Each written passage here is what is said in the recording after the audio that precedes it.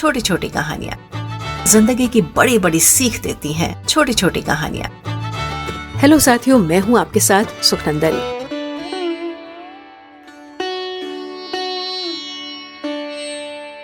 एक व्यक्ति बचपन से ही बहुत जिद्दी, जुनूनी और प्रतिस्पर्धी मानसिकता का था। जब भी वो किसी काम को करने की ठान लेता तो उसे पूरा करके ही दम लेता। हार मानना उसके स्वभाव में नहीं था और अपने इसी स्वभाव के चलते 50 वर्ष की उम्र तक आते आते वो कई कंपनियों का मालिक होकर शहर का सबसे बड़ा उद्योगपति बन चुका था। उसकी कंपनियों में हजारों लोग काम करते थे। ये उद्योगपति एक दिन अपने गाड़ी से सफर कर रहा था। यात्रा के दौरान ड्राइवर ने उस दिन गाड़ी में संगीत बजाने की बजाय एक सत्संग चला दिया, जिसमें किसी धार्मिक गुरुजी का प्रवचन चल रहा था। गुरुजी कह रहे थे, आप चाहे जितनी भी धन संपदा के स्वामी हो, लेकिन आप दुनिया में जैसे आए थे वैसे ही खाली हाथ विदाई लेंगे। आगे उन गुरुजी ने इस बात को गहराई से समझाते हुए कहा, आपने जिंदगी भर जो भी कमाया है, चाहे वो घर हो, धन हो, शोहरत या कुछ और भी, वो सब आप अपने साथ कभी नहीं ले जा पाएंगे।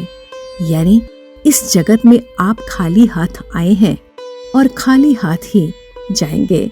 आपका सब कुछ यहीं रह जाएगा। अपने जिद्दी और जुनूनी स्वभाव के चलते वो उद्योगपति व्यक्ति इस धर्मगुरु के प्रवचन को एक चुनौती की तरह लेता है और ठानता है कि वो इस धर्मगुरु के शब्दों को गलत साबित कर देगा। वो कुछ ऐसा करेगा कि अपना कमाया हुआ धन मरने के बाद भी अपने साथ लेके जाए। उस दिन से उद्योगपति दिन रात यही सोचने में लग जाता है कि वो ऐसा क्या करे कि इस चुनौती को जीत पाए। बहुत दिन बीत जाते हैं, लेकिन उसे कोई भी ऐसा उपाय नहीं सूझता जिससे वो उस धर्म गुरु की बात को गलत साबित कर पाए। काफी सोचने समझने के बाद वो तय करता है कि वो अकेला ज्यादा नहीं सोच पाएगा, इसलिए उन सभी लोगों के दिमाग का इस्तेमाल करना सही होगा जो उसकी कंपनियों में काम करते हैं।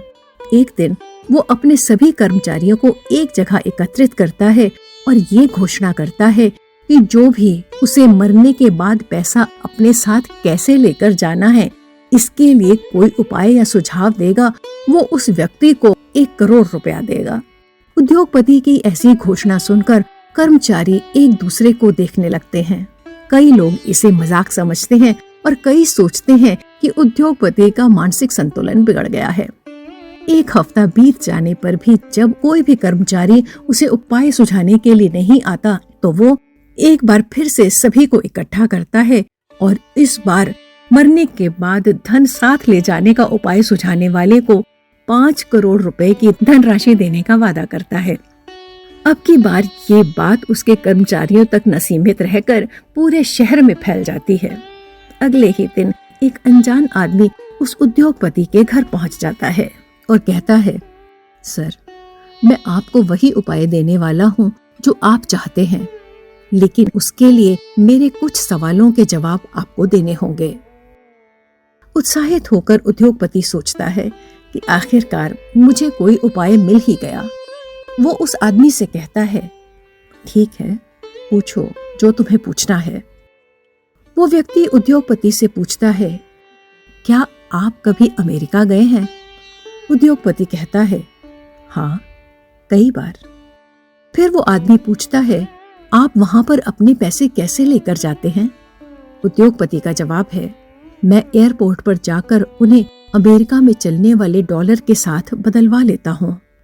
वो आदमी एक के बाद एक कई देशों के नाम बताकर यही सवाल करता है और उद्योगपति उसे हर बार जवाब देता है कि वो उस देश की करेंसी को एयरपोर्ट पर एक्सचेंज करवा लेता है ताकि वो वहां जाकर उन पैसों को अपने हिसाब से खर्च कर पाए।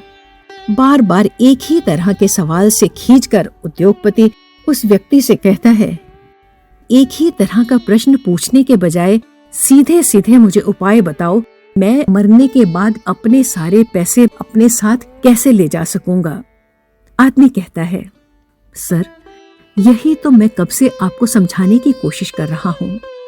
जैसे आप इस देश के पैसे दूसरे देश में इस्तेमाल करने से पहले उस देश की करेंसी के साथ एक्सचेंज करवाते हैं, वैसे ही आपको मरने से पहले अपने सारे पैसे स्वर्ग की करेंसी के साथ एक्सचेंज करवाने पड़ेंगे, और स्वर्ग की करेंसी है पुण्य।